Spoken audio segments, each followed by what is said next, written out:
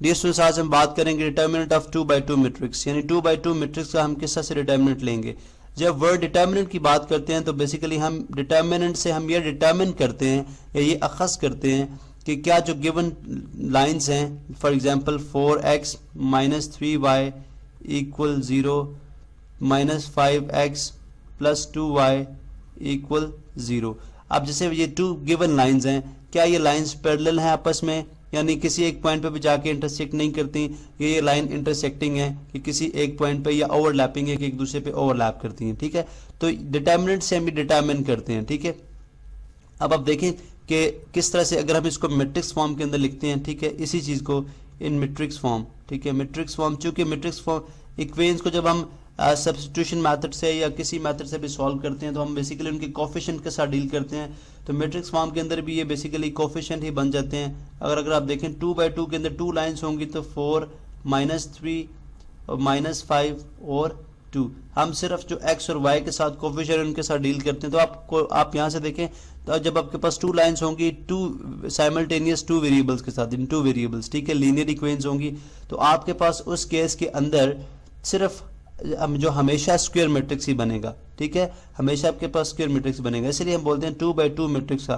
क्योंकि जो डिटर्मिनेंट है वो स्क्वायर मैट्रिक्स का डिटर्मिनेंट पॉसिबल होता है, रेक्टेंगुलर मैट्रिसेस का जो डिटर्मिनेंट है वो पॉसिबल नहीं होता। ठीक है, इसलिए हम यहाँ पे बात करते हैं जी कि अब इस केस के अंदर जब हम स्टडी करेंगे डिटर्मिनेंट को देखेंगे तो डिटर्मिनेंट के सिंबल की बात करते हैं पहले।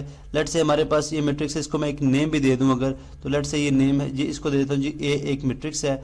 अब इसका डिटर्मिनेंट लिखा जाएगा। डिटर्मिनेंट के लिए हम जो है जो सिंबल यूज करते हैं स्ट्रेट लाइन यूज करते हैं। इसी तरह से जो आपकी ब्रैकेट्स है, ठीक है, वो रिप्लेस हो जाती हैं लाइन्स के साथ, ठीक है, स्ट्रेट लाइन के साथ। तो ये जो सिंबल है ये किसका है जी, डिटर्मिनेंट का। बिल्कुल उसी तरह जैसे अगर आप एब्सोल्यूट वैल्यू का देखें तो वो भी स्ट्रेट लाइंस है, लेकिन यहाँ पे ये जो पर्पस सर्व कर रहा है ये किसका है जी, डिटर्मिनेंट का। ठीक है, इसको जाहिर करने का तरीका ये भी है कि आप DET डिटर्मिनेंट ए लिख देते हैं, इसी तरह डिटर्मिनेंट के साथ ये लिख के आप उसी तरह मैट्रिक्स, लेकिन इस केस के अंदर आप ब्रैकेट्स को है जो है वो ओमिट नहीं, ब्रैकेट्स को स्ट्रेट लाइन के साथ चेंज नहीं करेंगे। ठीक है, 4 माइनस 3 माइनस 5 और 2 ये एज इट इज आ जाएगा। ठीक है, तो आप इस तरह से भी जाहिर कर सकते हैं, लेकिन यहाँ पे जो आम तौर पर या अमूमन जो तरीका इस्तेमाल किया जाता है वो स्ट्रेट लाइन यूज की जाती हैं।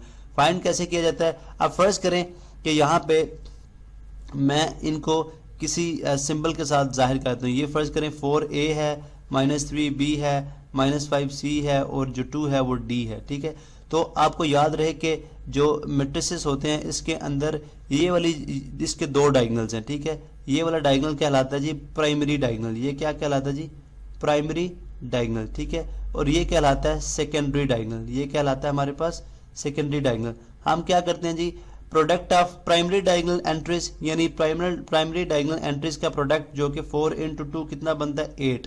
ठीक है, माइनस सेकेंडरी डायगोनल एंट्रीज का प्रोडक्ट जो कि -5 into -3 प्लस 15, तो यहाँ पे क्या हो जाएगा -15। ठीक है, तो 8 माइनस 15 क्या हो जाएगा -7, तो -7 हमारे पास डिटर्मिनेंट आ गया।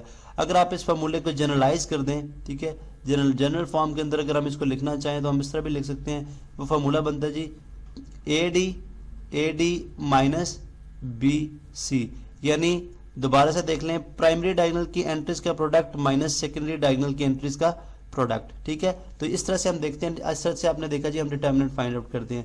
अब आम तौर पर यह होता है कि अगर आपका डिटर्मिनेंट जो है वो 0 ना है, यानी उसका आंसर 0 ना है, नॉट इक्वल टू 0 हो, इसका मतलब ये होगा जो गिवन पेयर ऑफ लाइंस हैं ये इंटरसेक्टिंग है। जो गिवन पेयर ऑफ लाइंस हैं ये क्या है, इंटरसेक्टिंग है, ये पॉइंट्स पे इंटरसेक्ट कर रही हैं, किसी एक पॉइंट पे इंटरसेक्ट कर रही हैं, ये बहुत सारे पॉइंट्स पे इंटरसेक्ट कर रही हैं।